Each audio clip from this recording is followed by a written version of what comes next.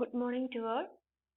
നമ്മൾ കഴിഞ്ഞ ദിവസം ക്ലാസ്സിൽ വെച്ച് പഠിച്ചത് ക്ലാസിഫിക്കേഷനകത്തെ ഡിസിഷൻ ട്രീയുടെ കാര്യങ്ങളും അതിനോട് കൂടിയുള്ള ആട്രിബ്യൂട്ട് സെലക്ഷൻ മെഷേഴ്സും ആയിരുന്നു.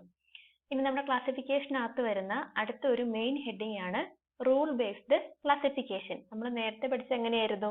ഡിസിഷൻ ട്രീ യൂസ് ചെയ്തിട്ട് എങ്ങനെയാണ് ക്ലാസ് അറിയത്തില്ലാത്ത ഡേറ്റകളുടെ ക്ലാസ് കണ്ടുപിടിക്കുന്നത്. അപ്പൊ ഇവിടെ നമ്മൾ യൂസ് ചെയ്യുന്നത് റൂൾ ബേസ്ഡ് ക്ലാസിഫിക്കേഷൻ ആണ്. അതായത് റൂൾസ് യൂസ് ചെയ്തിട്ട് എങ്ങനെയാണ് ക്ലാസ് അറിയത്തില്ലാത്ത അൺനോൺ ആയിട്ടുള്ള ടപ്പിൾസിന്റെ ക്ലാസ് കണ്ടുപിടിക്കാൻ വേണ്ടി പോകുന്നത്. അപ്പൊ അതിനായിട്ട് സബ് ആയിട്ട് വരുന്നതാണ് 3 ടോപ്പിക്കുകൾ. ഒന്നാമത്തത് using if then rules for classification, അടുത്തത് rule extraction from a decision tree, അടുത്തത് rule induction using a sequential covering algorithm. നമ്മുടെ main heading rule based classification. ഇവിടെ ഞാൻ പറഞ്ഞു 3 സബ് ഹെഡിങ് ആണ് ഉള്ളതെന്ന്. അപ്പൊ ഒന്നാമത്തെ നമ്മുടെ സബ് ഹെഡിങ്ങിനകത്ത് നമ്മൾ പഠിക്കാൻ വേണ്ടി പോകുന്നതെന്ന് പറഞ്ഞാൽ, അതായത് using if then rules for classification. അതിനകത്ത് എന്താണ് പഠിക്കുന്നതെന്ന് ചോദിച്ചാൽ, ക്ലാസിഫിക്കേഷനകത്ത് റൂൾസ് എങ്ങനെയാണ് യൂസ് ചെയ്യുന്നത്, ആ ഒരു കാര്യമാണ് ഒന്നാമത്തെ ടോപ്പിക്കിനകത്ത് പഠിക്കാൻ വേണ്ടി പോകുന്നത്. ഇനി രണ്ടാമത്തെ ടോപ്പിക് എന്ന് പറഞ്ഞാൽ rule extraction from a decision tree. അവിടെ പറയുന്നത് ഓൾറെഡി നമ്മൾ കൺസ്ട്രക്ട് ചെയ്ത് വെച്ചിരിക്കുന്ന ഒരു ഡിസിഷൻ ട്രീയിൽ നിന്ന് എങ്ങനെയാണ് ഇഫ് ദെൻ റൂള് എക്സ്ട്രാക്ട് ചെയ്യുന്നത് അല്ലെങ്കിൽ ക്രിയേറ്റ് ചെയ്യുന്നതെന്നാണ്. ഇനി അടുത്ത മൂന്നാമത്തെ ടോപ്പിക്കോ rule induction using a sequential covering algorithm. ഇവിടെ എന്ന് പറഞ്ഞാൽ നമ്മൾ ഡിസിഷൻ ട്രീ കൺസ്ട്രക്ട് ചെയ്യാതെ തന്നെ നേരിട്ട് ട്രെയിനിങ് സെറ്റിൽ നിന്നും റൂൾ കൺസ്ട്രക്ട് ചെയ്യുന്നത് എങ്ങനെയാണെന്നാണ് പറയുന്നത്. അവിടെ നമ്മൾ യൂസ് ചെയ്യുന്ന ഒരു അൽഗോരിതം ആണ് സീക്വൻഷ്യൽ കവറിംഗ് അൽഗോരിതം. അങ്ങനെയാണ് 3 പോയിന്റ്സ് വരുന്നത്. ഇനി നമ്മുടെ ഒന്നാമത്തെ sub point using if then rules for classification. A rule based classifier uses A set of if then rules for classification. അതായത് റൂൾ ബേസ്ഡ് മോഡൽ യൂസ് ചെയ്യുന്നത് എന്താണ്? കുറേയധികം ഇഫ് ദെൻ റൂൾസ് ആണ്. അതായത് ക്ലാസ് അറിയത്തില്ലാത്ത ഡേറ്റയുടെ ക്ലാസ് കണ്ടുപിടിക്കാൻ വേണ്ടിയിട്ട് കുറേയധികം ഇഫ് ദെൻ റൂൾസ് യൂസ് ചെയ്യുകയാണെങ്കിൽ അങ്ങനെയുള്ള മോഡലിന് നമുക്ക് പറയാൻ പറ്റുന്ന പേരാണ് റൂൾ ബേസ്ഡ് ക്ലാസിഫയർ അല്ലെങ്കിൽ റൂൾ ബേസ്ഡ് മോഡൽ.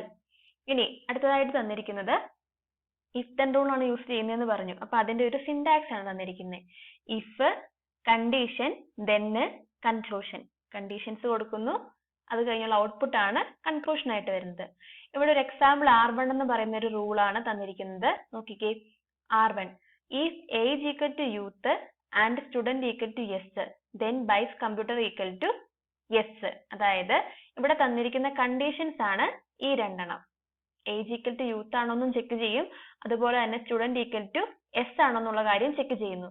അങ്ങനെയാണെങ്കിൽ നമ്മുടെ ഈ റൂളിന്റെ കൺക്ലൂഷൻ ആണ് എന്തെന്ന് പറഞ്ഞാല് ബൈസ് കമ്പ്യൂട്ടർ വാങ്ങും എന്നുള്ളതാണ് നമ്മുടെ ഇവിടുത്തെ കൺക്ലൂഷൻ എന്ന് പറയുന്നത്. ഇനി ആ കാര്യം തന്നെയാണ് ഇവിടെ കൊടുത്തിരിക്കുന്നത്.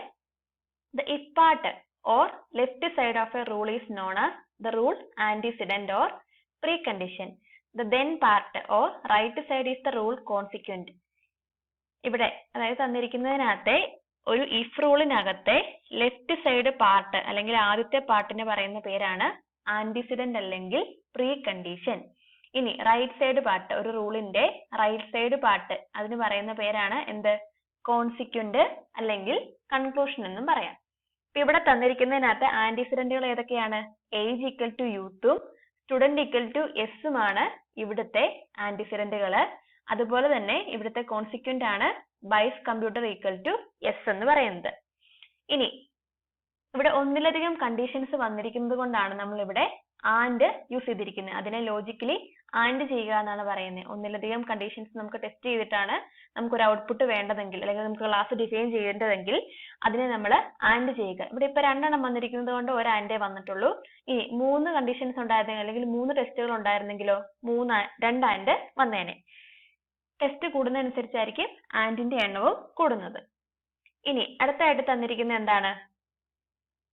R1 എന്ന് പറയുന്ന നമ്മുടെ റൂളിനെ സിമ്പിൾ യൂസ് ചെയ്ത് റീപ്ലേസ് ചെയ്തിരിക്കുന്നത് എങ്ങനെയാണെന്നാണ് പറയുന്നത്. ഇഫിന് പകരം നമ്മൾ എന്ത് കൊടുത്തു? ഒന്നും കൊടുത്തിട്ടില്ല. R1 എന്ന് പറയുന്ന റൂൾ മാത്രം ഡിഫൈൻ ചെയ്ത് വെച്ചു. അവിടുത്തെ പ്രീ കണ്ടീഷൻസിനെ നമ്മൾ ആൻഡ് ചെയ്യാൻ വേണ്ടിയിട്ട് ഒരു സിമ്പിൾ യൂസ് ചെയ്തു. അതുപോലെ തന്നെ ദെന്ന് കാണിക്കാൻ വേണ്ടി നമ്മൾ ഇംപ്ലൈസ് എന്ന് പറയുന്ന സിമ്പിളും യൂസ് ചെയ്തു.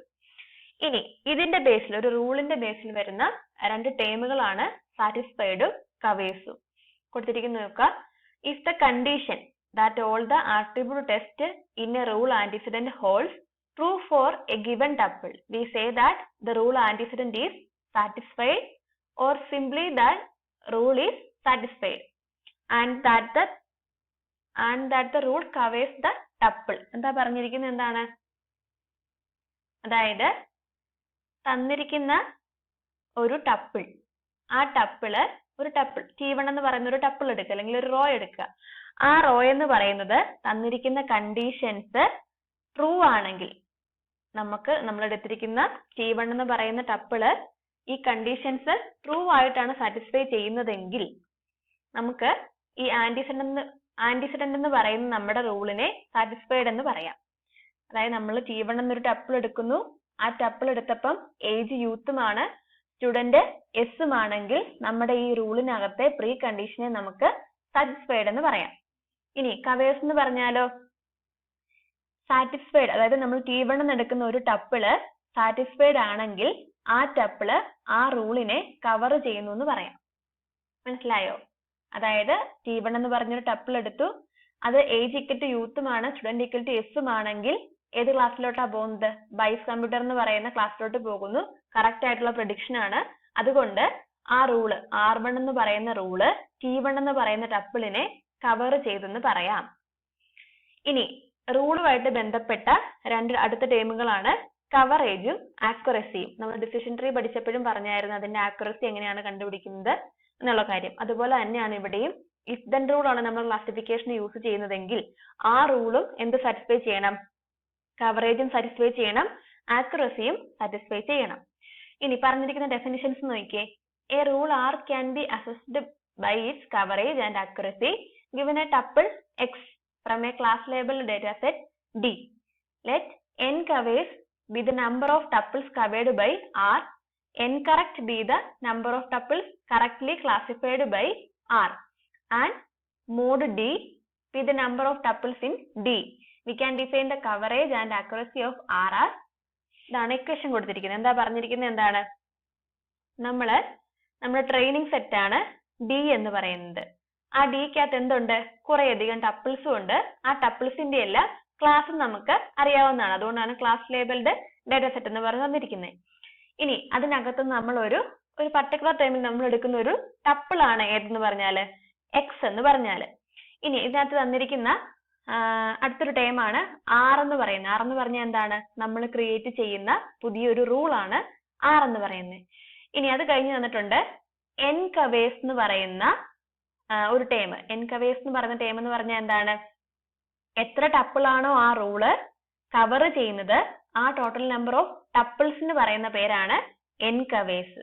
അതായത് നമ്മൾ എടുക്കുന്ന ഡേറ്റാ സെറ്റിനകത്ത് ഡി എന്ന് പറയുന്ന ഡേറ്റാ സെറ്റിനകത്ത് എത്ര ടപ്പിൾസ് ആണോ പ്രീ കണ്ടീഷൻ ട്രൂ ആയിട്ട് വരുന്നത്, അതാണല്ലോ കവർ ചെയ്യുക എന്ന് പറഞ്ഞാൽ. അപ്പൊ പ്രീ കണ്ടീഷൻ ട്രൂ ആയിട്ട് വരുന്ന നമ്പർ ഓഫ് ടപ്പിൾസിന്റെ എണ്ണമാണ് എൻ കവേഴ്സ് എന്ന് പറയുന്നത്.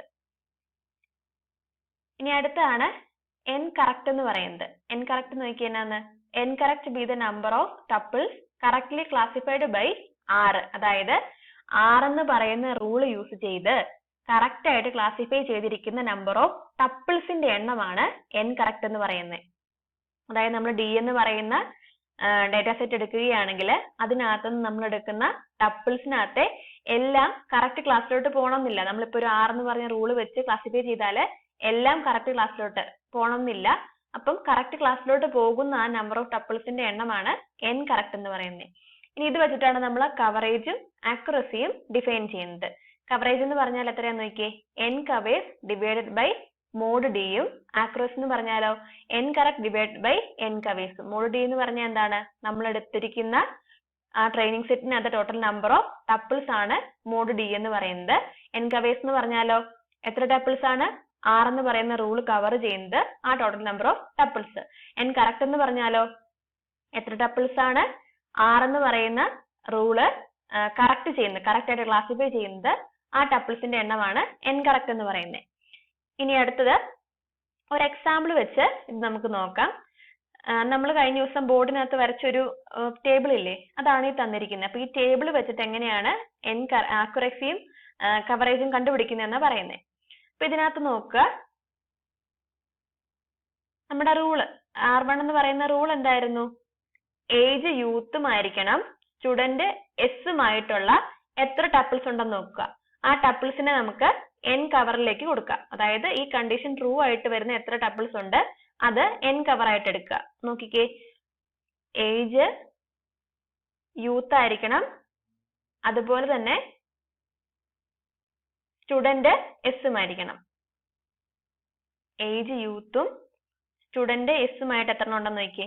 Age youth, student yes, class buys computer yes ആണ്, ഒരെണ്ണം വന്നു. അടുത്തത് ഏജ് യൂത്ത്, സ്റ്റുഡന്റ് എസ് ആണ്, ബൈസ് കമ്പ്യൂട്ടർ എസ്, രണ്ടെണ്ണം വന്നു.